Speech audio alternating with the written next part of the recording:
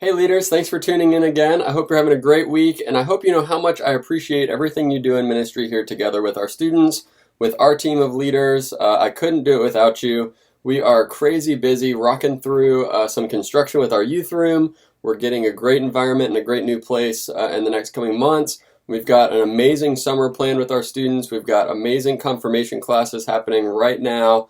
Man, I could not do this without the support of amazing parents and volunteers like you guys are. So thank you for all you do and for your dedication to program. I look forward to continuing that. Our tip and trick for this week, before we dive into this week's curriculum, is another one of the art of asking questions, and it's the idea of practice saying, "I don't know." When you ask your students questions, it's generally going to create some dialogue and some questions from their end. And our students ask some tough questions, and they tend to stump us sometimes. A lot of our students are amazingly smart. They may be asking questions that you're just starting to deal with and start asking yourself. And the reality is, we don't know everything. So don't worry about hiding that when you don't know the answers. Be intentional about trying to find the answers or seeking insight from others, including even other students in your group. Create some dialogue about things that we may not know the correct answer to. Here's what happens when you say, "I don't know," and you follow up the following week with the answer. You demonstrate a few things to your students, and it's a great connection point. When you say, "I don't know," you demonstrate that you are reliable to that student because you follow up during the week with the answer or your opinion on the topic. It says to the students that you care enough to seek the right answer, to follow up with them, to make it important. And it says that you're human, and that you're learning too. You're in this faith journey as well. And those are great wins with our students, and it's a great way to connect with students sometimes. When we say, "No, you matter to me. I don't know the answer right now, but let's talk about it later this week." It's a great way to talk, great way to lead a group, create some awesome dialogue within your small group as well. So try that out this week. Practice saying, "I don't know," and follow up with the answer or your opinion the following week. Shows some really great stuff for our students and really sets the culture for our students to even say, "I don't know," and then follow up with each other. Really great stuff that can happen when we say, "I don't know" sometimes. So this week we're launching into a one-night series called The Other Story. And I wonder, as I'm preparing for this series, we're coming out of the series called Judgment Call, where we're saying we tend to put people into boxes and categorize people. And I started thinking about that, going, man, I wonder if there are other people in our lives whose stories we're missing out on, just because we don't slow down enough to hear them, just because we don't ask them. So I wonder how many people we see as a title or as a role or just as a category, instead of getting their story, and that they are a sum of greater parts. They're a person. I wonder what we could have the potential to learn from the people we least expect to be able to teach us. Sometimes they teach us about themselves. Sometimes they teach us about ourselves. If we simply ask a few questions and we truly listen to what they have to say, what could we learn about the people around us? So coming right out of Judgment Call, The Other Story really fits in well, going, what are the stories of the people around us? And how can we begin to break down barriers that are between us and other people? So the story we're looking at in Scripture, I'll give you some background on, and it's got a lot of background. It's a really short kind of story, but a lot is happening in this story. It begins with a dinner invitation. A Pharisee has invited Jesus over to eat, and while this may seem like not a big deal at all, the small detail of actually being invited to dinner is a big deal. The Pharisees and Jesus didn't get along. The Pharisees had a specific way they viewed God and religion and faith, and their opinion was Jesus is ruining that. Now, Jesus was making it too easy for people and welcoming everybody kind of in, and when the Pharisees had much stricter rules and regulations for who could be in with God. So in the very beginning of the story, we see a Pharisee, somebody that's not supposed to be dealing with Jesus, invites Jesus over for dinner. That's a big deal. And to share a meal is a big deal. It's a real intimate time. It's a sign of fellowship in Scripture. When we see the breaking of bread, when we share dinner together, that's a special moment together. So you might think that maybe this Pharisee wasn't like the others. Maybe he kind of liked Jesus. Maybe he was open to a nice and healthy discussion. But that wasn't what happened at all. What happened was these two men, the Pharisee and Jesus, collided with one another. They came face to face with fundamental differences in how they saw and how they related to other people. Now, it says in Scripture, it says, One of the Pharisees invited Jesus to have dinner with him. So he went to the Pharisee's house and reclined at the table. When a woman who had lived a sinful life in that town learned that Jesus was eating at the Pharisee's house, she brought a jar of perfume, and she stood behind him at his feet weeping. She began to wet his feet with her tears. She wiped them with her hair, kissed them, and poured perfume on them. Now you may have heard that story before, so okay. We have so far Jesus eating at the house of a Pharisee when someone we can only assume was not invited shows up unexpectedly. Now Scripture tells us a woman with a sinful life learned that Jesus was where he was and showed up. She wasn't invited. So what she does is not even close to being subtle. She pours perfume. She doesn't fade away in the background and try not to be seen. She pours perfume, a rich, fragrant, expensive perfume on Jesus' feet. She's weeping. She's laying at Jesus' feet, washing his feet.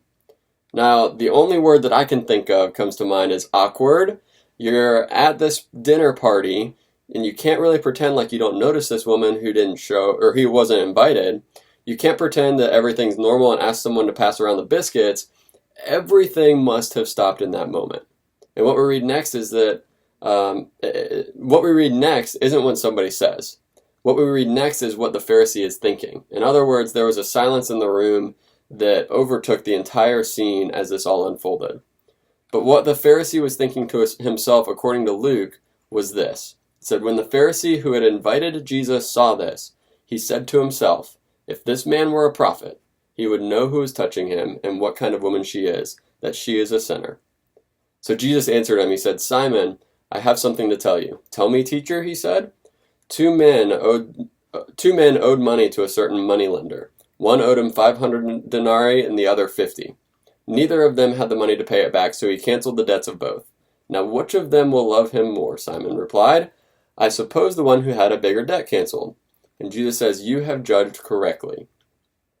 Okay, so there's a lot going on there, so let me help us unpack that. I'm probably not going to go into as much detail on Sunday night, but for you to have the background is very important. So tune back in real quick. I want to go through some of the detail that's happening in this story.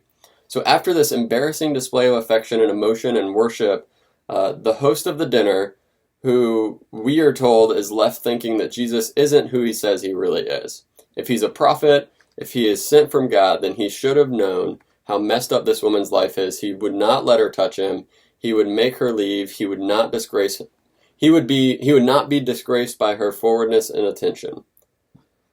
Now see, the Pharisee knew things about this woman. He knew her by her titles and her labels, a sinner, an outcast, but he didn't know her story.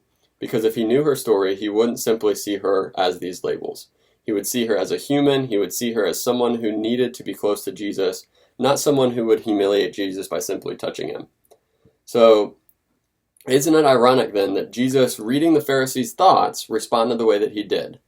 Jesus did know the woman, but not just as people think of her. He knew her as she really was, someone in need of great forgiveness, great tenderness, and great love. But Jesus also knew the Pharisee. He also knew that the Pharisee's inability to understand the woman's story did more than just a disservice to her. It did a disservice to the Pharisee himself. So here, Jesus tells another story, a story about a debt being forgiven, a story with a riddle and an obvious answer. The person with the greater debt loved the person who forgave the debt more than the person who was accused of a small debt. The message was clear. Those that have been forgiven of much know how to better love and appreciate the one doing the forgiving than those who have a little to be forgiven for. And when the Pharisee answered correctly, listen again to what Jesus responded with. Jesus said, you have judged correctly. Interesting choice of words. You have judged correctly. You have not chosen rightly, but you have judged correctly. As if to say the way the Pharisee had judged the woman before was wrong. As if not understanding her was more than just a sinner, as more than just a messed up human being, caused him to see her wrongly, to judge her and to criticize her. Sound familiar? The Pharisee only saw her by the titles he had given her. He had no idea what she really was or who she really was. While sitting at the table with Jesus, he missed the story of the woman beside the table washing the feet. Now, stories matter. Stories give us much more than entertainment. They give us dimension. They give us humanity. They give us insight into others who are, in turn, who we are. If the Pharisees had listened to the woman's story, he may have better understood her. He may have better understood himself and the self-righteous vein running through him. But in our fast-paced and self-centered lives, rarely do we take time to listen. Rarely do we get past the questions of what we do to define who we are. Some of the questions and some of the take-home points we're going to ask this week is, who is that for you? Who is it right now that is just someone who takes up space in the hallway, in the classroom, at work, on the bus? And whose story have you written off without even giving it the chance to move you and change who you are? Stories matter. The stories of others matter. And the sooner we take our eyes off of ourselves and we are able to bring focus and understanding to the story of someone else we might normally pass by and pass over, the more we begin to grow as a people, the more we begin to build community together. Hearing someone's story enriches the way we view them, and hearing someone's story enriches us. So listen for the stories of the people around you, because you just might be surprised to learn who has been in your midst all along and what they have to teach you and what they have to tell you about their lives. Ask people around you, ask people in your class, what's your dream? What are you passionate about? What's your story? Who are you? It doesn't have to be something that happens around the table. It can be something that just happens over life, but be intentional to listen for the stories of the people around you and how you can better connect in. And I think we'll find a better connected youth program, a better connected community, better connected schools. What would it be like if we all cared about each other's story? We'll see you on Sunday at 4:45 for our small group leader huddle in the lobby. We'll do prayer requests and share some wins for the week, and then we'll dive right into program together. So we'll see you at 4:45. Have a great rest of your week, and I'll be praying for each and every one of you. Thanks, guys. Bye.